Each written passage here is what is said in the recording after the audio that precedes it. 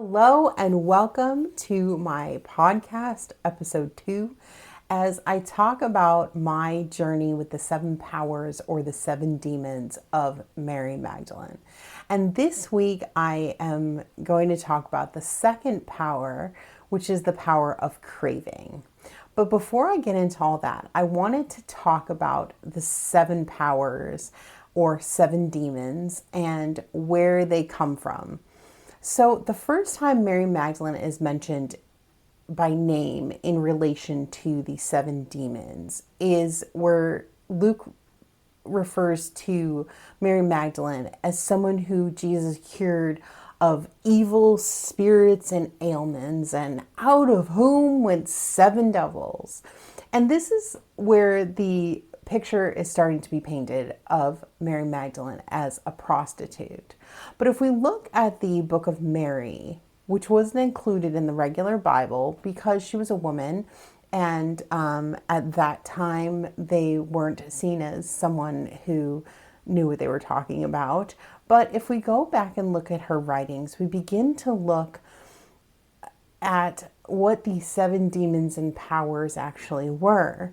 And we begin to understand that the 7 devils or demons or powers were actually part of a process that Mary went through with Jesus towards her own transformation. These devils were not special things to Mary.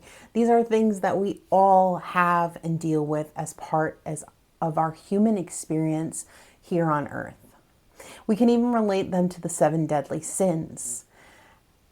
And this week's devil, demon, or power, or whatever you want to call it, that was cast out from Mary, or that Mary worked through when she was doing her shadow work with her beloved Jesus, is the power of craving, or the deadly sin of greed. But before we talk about Mary Magdalene and the 7 powers, I want to go back to where this started, where I started my work with Mary Magdalene, which is in my work with the goddess Inanna. So Inanna also had her own transformation, and she went through 7 gates to find her way to her divinity. It is interesting for me to look at the second gate in context alongside the second power of Mary Magdalene. During the second gate, Inanna is faced with dealing with family issues.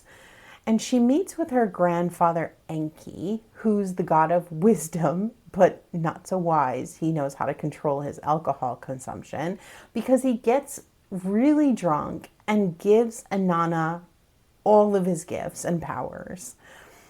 But then he sobers up the next morning and he begins to realize what he's done, and his greediness kicks in, or his clinging begins to come out, and he wants his stuff back. And Inanna says no. She has plans for his gifts to make more of a positive impact on others than Enki had, so she says no. She's already decided what she wants to do with his stuff. And in saying no, she does a few things in relation to the second power of clinging. Number 1, she doesn't allow the greediness or the second power to take hold in her grandfather Enki.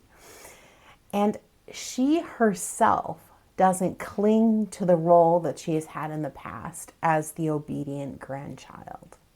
She is transforming into a being that doesn't cling to a way of being just because that's what she's always done. So now let's go back to Mary Magdalene and see how this demon is dealt with there. And we see this when Mary is with Jesus during the resurrection. And he says something odd. Don't touch me. And if we think about the close relationship that Jesus had with Mary Magdalene, he probably wouldn't have said that or meant it like it sounds. And what Megan Waterstone suggests and Mary Magdalene revealed is that he is saying, don't cling to me. And this is our second power. This is a message to not cling to anything too tightly, even those that we love the most.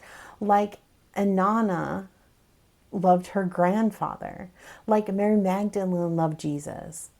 The journey back to finding the soul is a solo one. Naked, no possessions, transformation.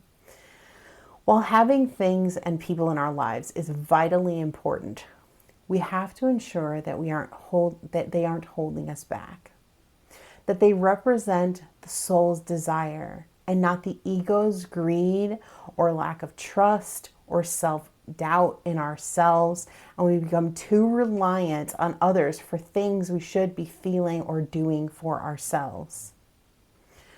So, in this week, when we're thinking about the second power of clinging, I'm going to be thinking about what in my own life I might be clinging to too tightly, what I might need to loosen my grip on or leave behind forever. Who or what do I need to say no to? So, thanks for listening and joining me on this journey. And next week, we're going to look at the power of ignorance. See you then.